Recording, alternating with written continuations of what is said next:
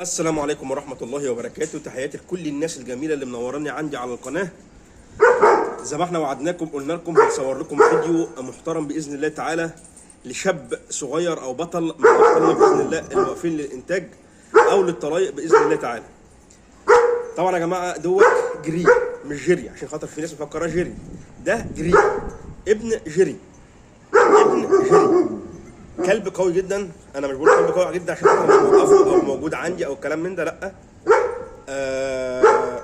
طيب ابوه موجود، لكن انا بقول هنا برضه الكلب ده اقوى من ابوه في الدم. بس جري،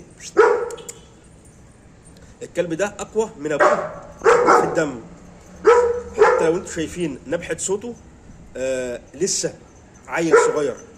هو الكلب ده كان عنده النهارده حوالي 11 شهر وشويه ونص، ما تمش لسه ما قفلش السنه، تمام. لكن الحمد لله رب العالمين عملنا له تحاليل. خد يلا انزل. عملنا له تحاليل الحمد لله رب العالمين 100 فل و14 الله اكبر. عشان كده كنا عارضينه للجواز. الكلب دوت اتقل من ابوه. ازاي اتقل من ابوه يا محمد؟ ايوه اتقل من ابوه في الدم. ما هو دي كلبي وده كلبي. اتقل من ابوه. طب ازاي اتقل من ابوه؟ ما هو دي كلبي وده كلبي زي ما احنا قلنا. ده كلبي وده كلبي، خلاص.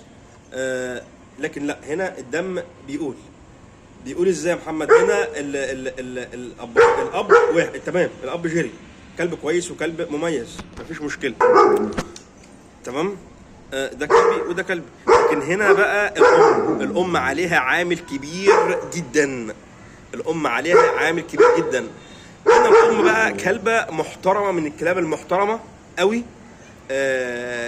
كلبه بنت استيفانو. استيفانو ابن يولكا ميخوس اللي هو بطل ايطاليا. زي ما احنا قلنا هنا الاختلاف في الام.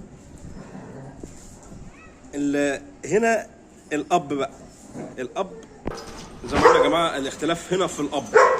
الاب طبعا مين؟ الاب ابو استيفانو يولكان ميخوس اللي هو بطل ايطاليا وبطل عالم والكلب حاليا في الصين. طبعا كنت منزل فيديو قبل كده، ممكن انزل الفيديو تاني بقى. يعني هنا خط دم الكلب دوت ما شاء الله ما شاء الله ما شاء الله، خط دم قوي جدا جدا جدا جدا جدا. مش كلام، لا والله العظيم بالفعل. ما كنتش وقفته، كنت بعته زي اي كلب اتباع، جبته وبعته على طول. لكن ما شاء الله خط دم فوق فوق فوق فوق الوصف بامر الله. انتاجه هيتشوفوه، انتاجه هيشرف جدا، انتاجه مشرف جدا باذن الواحد الاحد، وهتفرجوا عليه بفضل الله تعالى. حاجه هتكون واقعيه.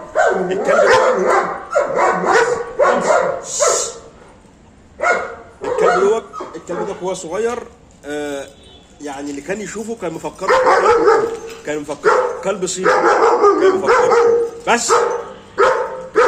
كلب صيني يا جماعه. من ما شاء الله من الخلقه الجامده، من شلضمه الوش، من الكلام ده كله. الكلام ده باذن الله هيكون موجود في انتاجه. هتكون حاجه مميزه جدا وحاجه مشرفه جدا. فالكلب متاح للزواج وتحت امر اي حد طبعا. أكرر تاني، الكلب ده فيه ما شاء الله ما شاء الله اجمل واحلى من ابوه. زي ما احنا قلنا قبل كده، اعمل التركيبه وسيبها على الله. ودي عملنا التركيبه، وبامر ربنا منتظرين حاجه كويسه جدا باذن الله تعالى. يا رب ما كنتش قلت عليكم، يا رب يكون فيديو ممتع ان شاء الله. هنصور لكم حاجات تانيه كتير باذن الله تعالى. تحياتي للجميع، والسلام عليكم ورحمه الله وبركاته.